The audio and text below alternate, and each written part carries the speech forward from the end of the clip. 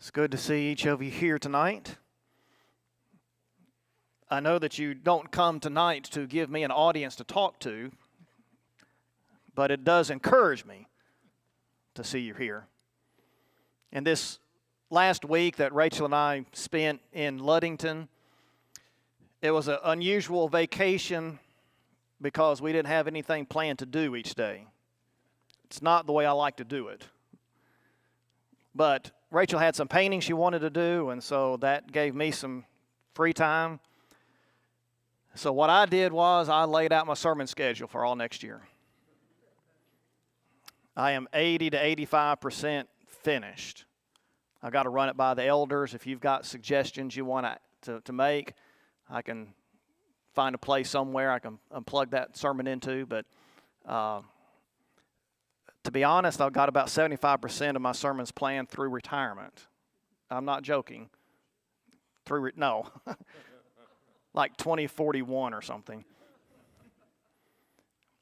Because I keep a Bible on my desk, and every Monday morning I go in, I highlight the text that I've preached on. So then I can just flip through that Bible and say, well, I haven't preached on that text, I haven't preached on that text. Makes it easy.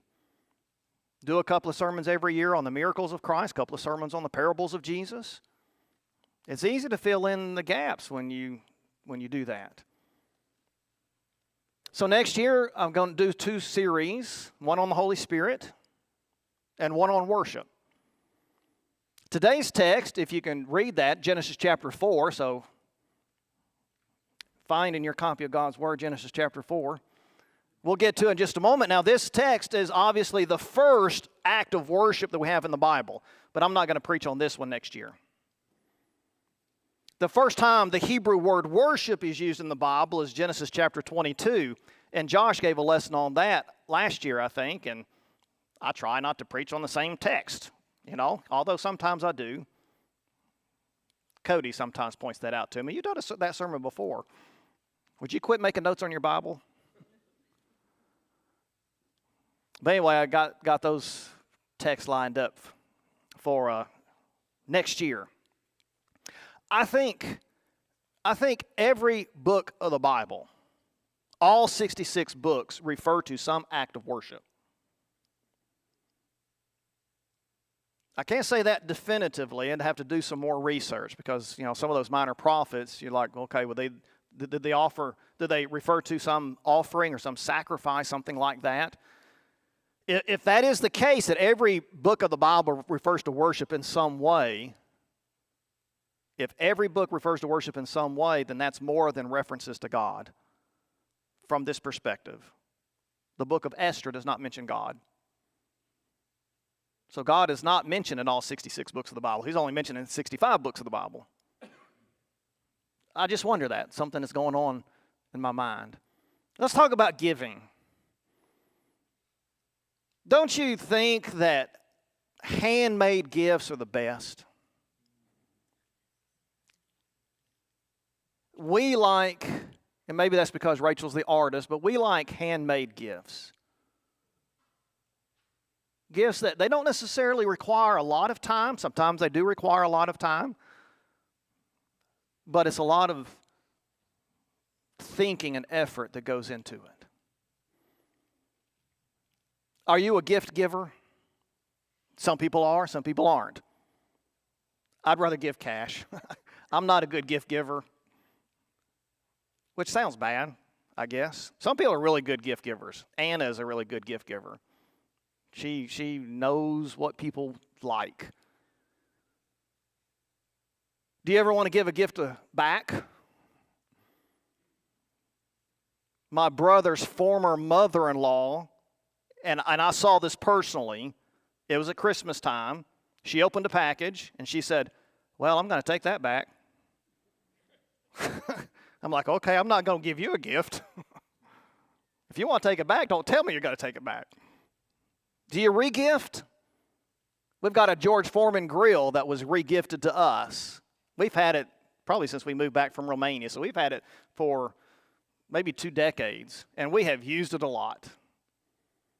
You have to be careful when you re-gift, right? About a decade ago, U.S. News and World Report had an article on some rules for re-gifting. You don't re-gift in the family, for example. Although family is the one that gave us that George Foreman grill. And if you're going to re-gift, you have to repackage it, make sure it looks nice and pristine. But some of us are good gift givers and some of us aren't. The rule of thumb is you pick out something that you would like. That's the rule of thumb. But that doesn't work if the other person has different interests. But now when it comes to this kind of gift giving, we sometimes treat God like that. Re-gifting or giving God the leftovers. I hope I'm not stepping on your toes when I make this comment, but if I do, I'm aiming for your heart. Are we the kind of Christian that opens our wallet on Sunday morning and we flip through to see what we want to give? I've got a couple of 20s there. Am I going to have to use those 20s before I get paid again? If I do have to use those 20s before I get paid again, I can't give God anything. I don't have anything to give Him. Is that how we treat God? Because when we look at Cain and Abel tonight, we're going to see the focus is on giving to God first. It's always about giving to God first. So when we study through this text, we're just going to look at the first 10 verses. We see where Abel gives the first fruits.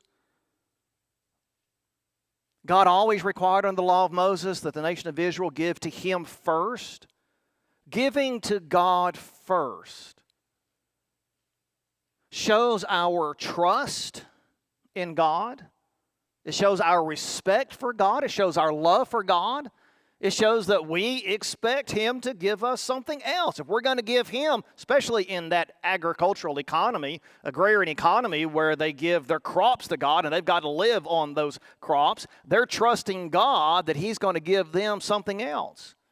God required them to give Him the first of the animals. God even said, "Your firstborn is mine." But then He said, in lieu of the firstborn, I'll allow you to give a shekel to the tabernacle for the use of the priests and the Levites. So God has required the first fruits forever. So we look at Genesis chapter 4. Adam and Eve have sinned in Genesis chapter 3, of course. My suspect is it didn't take long when they were kicked out of the Garden of Eden for them to start having children.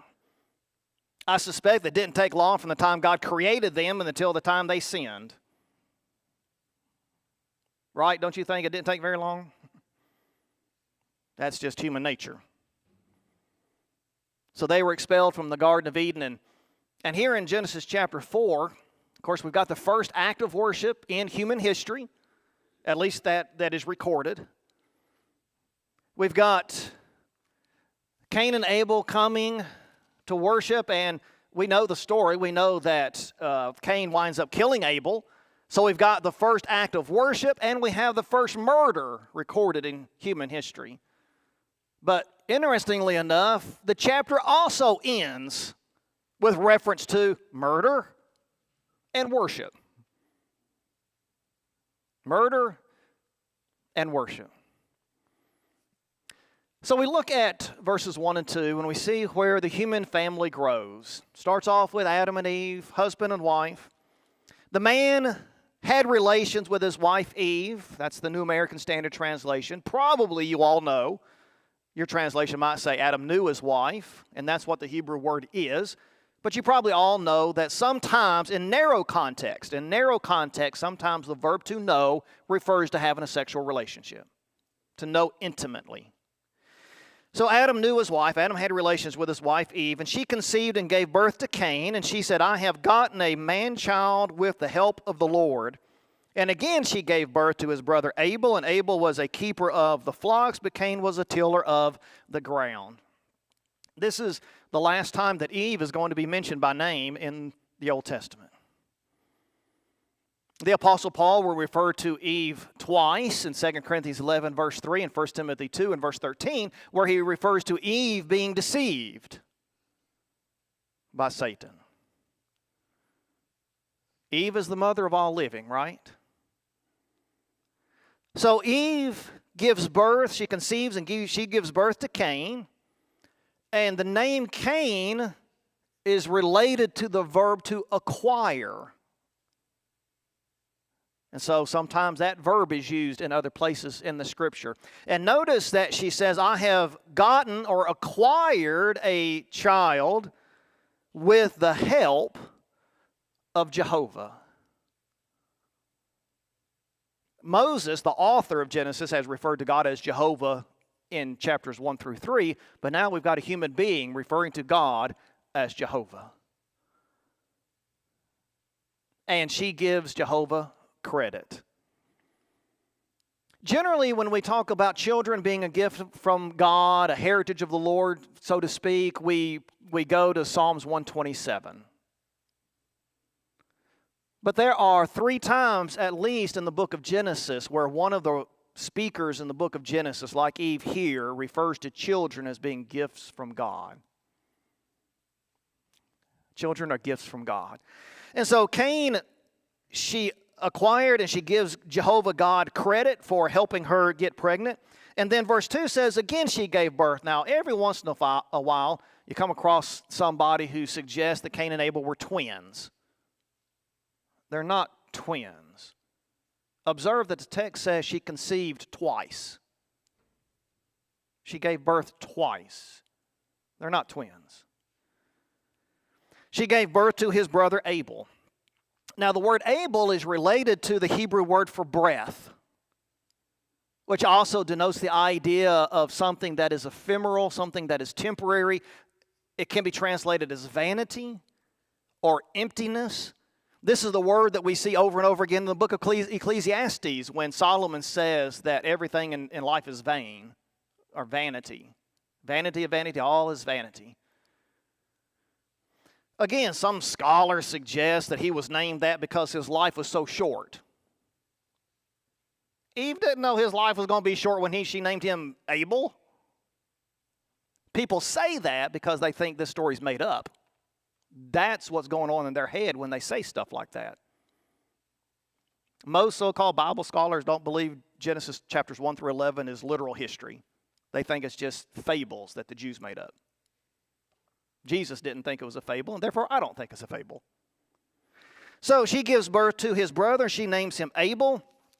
And then Moses tells us, because this is relevant for what's going to come on later on here in the text, Moses tells us that Abel was a keeper of the flocks and Cain was a tiller of the ground. Common, ordinary, expected occupations in such a society. If we want to call a family a society.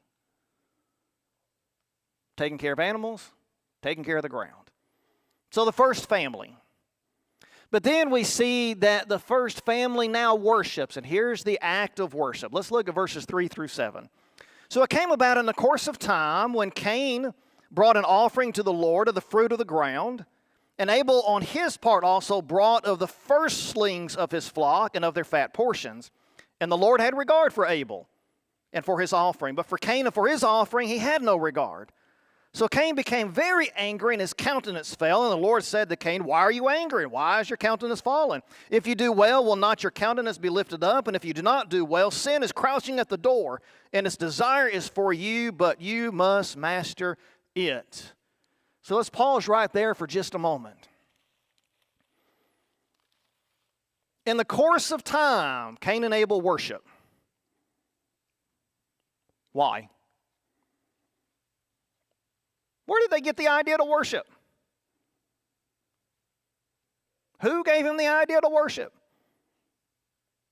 Who gave him any idea that God wanted to accept anything from them? How were they supposed to worship? Where did that information come from? Ted whispered it over here. Y'all may have heard him because he learned to whisper in a machine shop.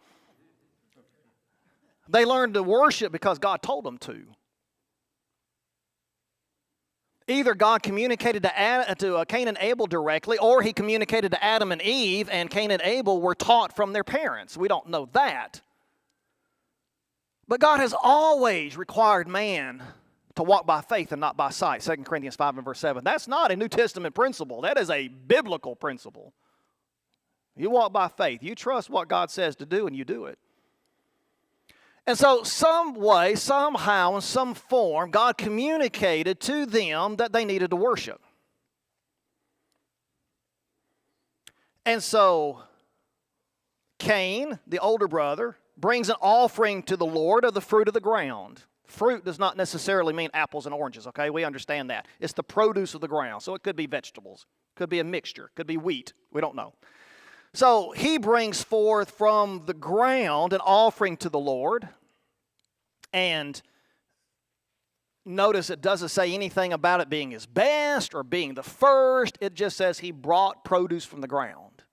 Abel, on his part, also brought, so the also might suggest that he brought the same type of thing that Cain brought, but then also he brought the firstlings of his flock. Notice the first fruits of the flock and their fat,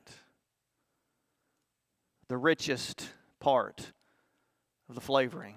Now, notice in this text that there's no connection between their offering and sin.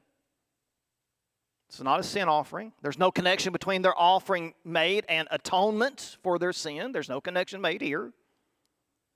There's no connection. The text makes no connection between their offering and sin at all. Maybe it's just a gift of thanksgiving. Maybe it's just a gift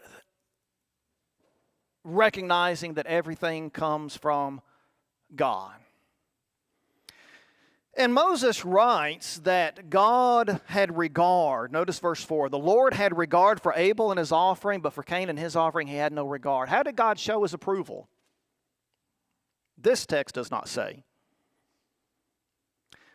When the priests were consecrated to serve in that role under the law of Moses in Leviticus chapter 9, God sent fire down from heaven and it consumed the sacrifice.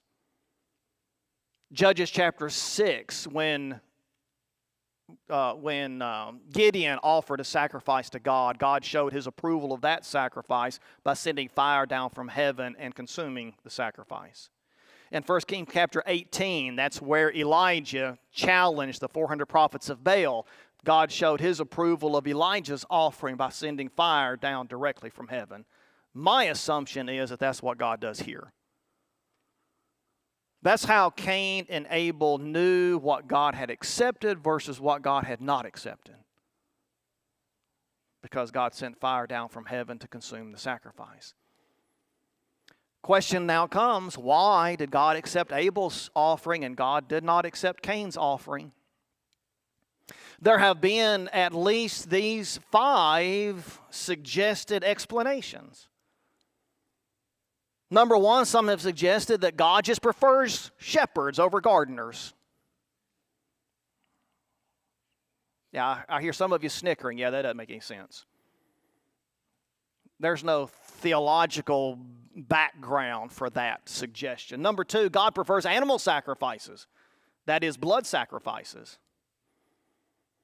Abel offered animal sacrifices if he did not also offer fruit from the ground.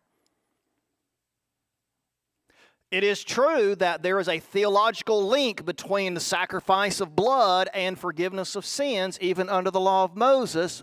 But, as we've studied in our Wednesday night class, God also required the Jews to offer sacrifices of grain and wheat and fruit and so forth. So God isn't just interested in blood sacrifices. So number 2 doesn't necessarily fit. Number 3, God prefers the younger son over the older son. When you read the text, does it sound like God is choosing Abel over Cain? It doesn't really, does it?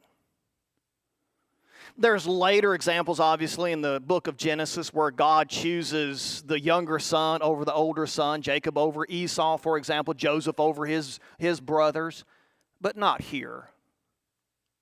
No indication here that God is choosing Abel's sacrifice because he's the younger brother. Number 4, Maybe it's the case that Abel's attitude in his offering was appropriate and Cain's attitude was not. Maybe. There's no indication in the text that the problem was in the attitude, but maybe. In fact, if we go back to the point that obedience requires the proper attitude, then we can say, yes, it was attitude. Number 5, Abel offered the best of what he had. Now that really seems like what the text is pointing at, doesn't it? So I suggest to you it could be a combination or one of either 4 and 5. Abel offered with the right attitude because he offered the first of his flock, the best of his flock. He gave to God first. And again, under the law of Moses, and I suggest to you it's under the law of Christ as well, God expects us to give him first and the best. Offering to God our best shows a very high level of trust. I think I've told you this story before. Before we moved to Romania, we worked with the Church of Christ in Tompkinsville, Kentucky. Main Street congregation in Tompkinsville. And there was a deacon in the congregation there, Maxie Gentry, farmer. And he told me one time, he said, Paul, I don't know what it's like to sacrifice. We're talking about giving. He said, I don't know what it's like to sacrifice. I can give liberally, but is that sacrificing? If you could literally give 50% of your income to God, 50%, would it take food off your table? Would it take food off your, would that be a sacrifice? You say, we as Americans are so wealthy that I honestly do think it would be a challenge for us to sacrifice. And we're not talking about having to walk to work. That'd be a sacrifice. Sell your car. Walk to work for a year. That's a sacrifice. But see, we can give liberally and still not sacrifice. So God expects us to give first. Give to him first. Because just like with the Israelites, giving God first shows a high level of trust. So let me challenge you with this question. Where is God in your personal budget? Do you even have a budget? Is the offering to God the very first thing on your budget? I'm giving to God first. And everything else has to be adjusted for the bottom line to equal 0. But God comes first. Abel gave to God the first that he had. Now, the reason why we know that God expected that is because Abel offered by faith, right? Hebrews chapter 11 and verse 4. In November, I've got to preach a sermon from Hebrews chapter 11, and there's 40 verses. I don't know how to cover 40 verses in 30 minutes. You're probably saying, Paul, how about covering 40 verses in 25 minutes? But chapter 11, verse 4 of Hebrews, the Hebrew writer says, by faith Abel offered a more excellent sacrifice than Cain. How can you give to God something by faith if God hasn't told you what he wanted? Where does faith come from? Faith comes by hearing the word of God. Romans 10, verse 17. You cannot do anything by faith if God hasn't told you to do it. You can't do anything by faith if God hasn't told you to do it. So we know that Abel offered to God by faith because God told him what he wanted. And for whatever reason, Cain decided, as so many people today do, Cain decided that he would give to God what he wanted rather than what God wanted. Okay, it's not advancing now. Steve, did you tell me to hold up the remote or to throw the remote? I don't remember. Okay, so look back at the text. So God has shown Abel and Cain that he accepts Abel's sacrifice, but he's not accepting Cain's. And so Cain, this is verse 5 now, Cain became very angry and his countenance fell. Isn't it a shame that the first reference to a human being being angry has to do with somebody else's worship being acceptable to God? Isn't that a shame? So Cain gets mad because his brother's worship is accepted and his is not, and so his countenance falls. His countenance is his demeanor, right? It's the facial expression and everything that goes with it. The Romanians had an expression that they used with Rachel. Se poartă sufletul pe chip. She wears her soul on her face. In other words, whatever her face is showing, that's what's inside. And that's what happens here with Cain. God sees that his countenance is fallen. And Jehovah God, verse 6 says, why are you angry and why is your countenance fallen? If you do well, will not your countenance be lifted up? But if you do not do well, sin is crouching at the door and its desire for you, but you must master it. So just like with Adam and Eve in the Garden of Eden, God gives them the opportunity to confess their sin. Here, God gives Cain the opportunity to confess his sin. And he warns him. He acknowledges that Cain's got free will, which shows us that human nature did not change when Adam and Eve got kicked out of the Garden of Eden. Human nature did not change. Cain and Abel had the same free will that Adam and Eve did before they ate of the forbidden fruit. Man has always had free will. So God talks to Cain, and he wants Cain to admit what he's done. And notice in verses 8 through 11 how many times Moses records them using the word brother to heighten the heinousness of this sin. Cain killed, murdered his brother. There were times when I got mad at my older brother, but never that mad. So, sin is crouching at the door. Sin is there waiting. Satan is there waiting to snatch the word out of the heart, to make a reference to the sermon from this morning. And God is warning Cain, this sin is encroaching on your heart and it's about to get a hold of your heart. The next sermon I have on Satan is going to come from Judas Iscariot. The only individual in the Bible about whom it says Satan entered his heart. What did Judas do to allow Satan to enter his heart? Sin was crouching at the door. Judas let him in. Cain is going to let him in. God is warning Cain. You've got to stop it. So the law of Moses has required Israel to offer the best. As we've already pointed out, fat was considered the best part. God always got the fat from the sacrifices. It had to be burned on the altar. David, you recall, we had a lesson on David wanting to buy the threshing floor of Araunah. Do you remember that story? That was one of them that involved Satan. Araunah wanted to give that threshing floor to David as a place to offer sacrifices, and David said, no, I'm not going to offer to God something that doesn't cost me something. And so I'm going to pay full price for the threshing floor, giving God the best. The prophets challenged Israel to give God the best. And as we've already emphasized, we can't walk by faith if we don't have a word from God. If we love something, we're going to give. If we love somebody, we're going to give to them. We're going to share. We're going to give them our best.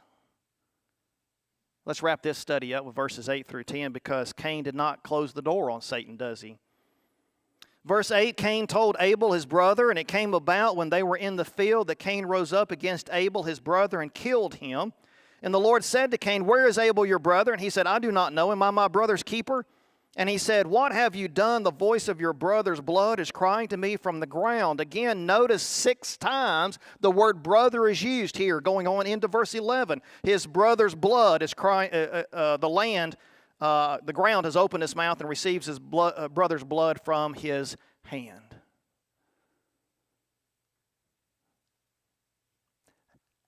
Adam and Eve ate of the forbidden fruit. Part of their curse was that they had to till the ground, and God says, Adam, the ground is going to, it's going to be hard. Your work is going to be hard by the sweat of your brow. And just as God had asked Adam and Eve, what have you done? Here he asks Cain. He allows him to confess. God is always a God of grace. He has never dealt with anybody but by grace. So he asked Cain, "Where's your brother?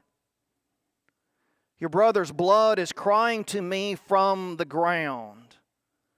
And the word there in the Hebrew language is in the plural, bloods.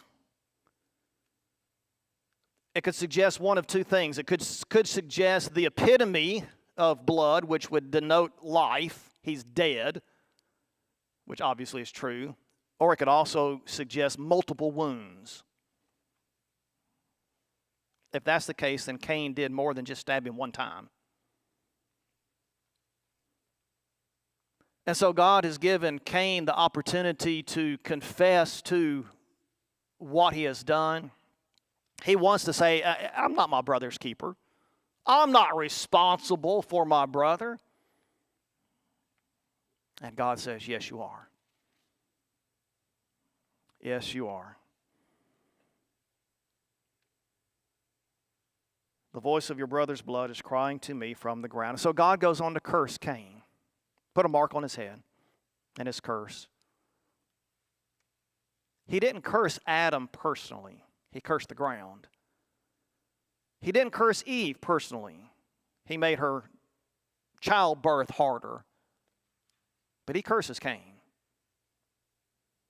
He curses Cain. And Cain's responsibility is highlighted in this text, where he took his anger out on his brother. His anger against God. It wasn't Abel who rejected his worship. It was God who rejected his worship. But you can't kill God. You can kill your brother.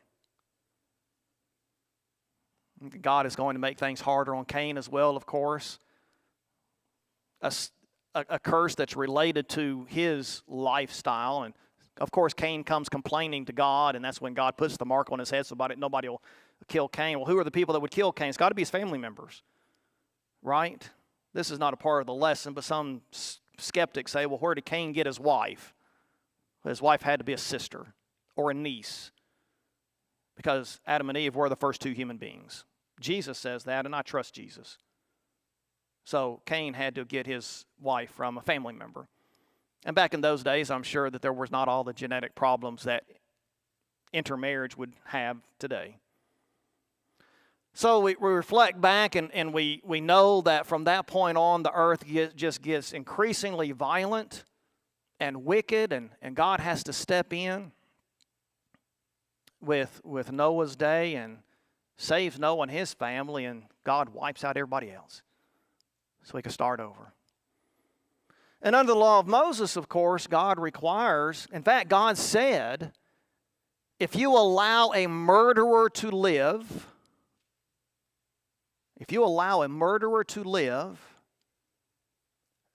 that murderer is going to pollute the ground. The act of murder pollutes the ground. And so not only did God command them to implement capital punishment, but he specifically says, this is in the book of Numbers, he specifically says the closest family member is the one that gets to kill the murderer. Closest family. They didn't have a police force. The case had to go to the high priest with the elders of that particular village serving as a jury. And if it is found that the man acted willfully, then the deceased family members served as the executioners. Don't tell me that's not fair.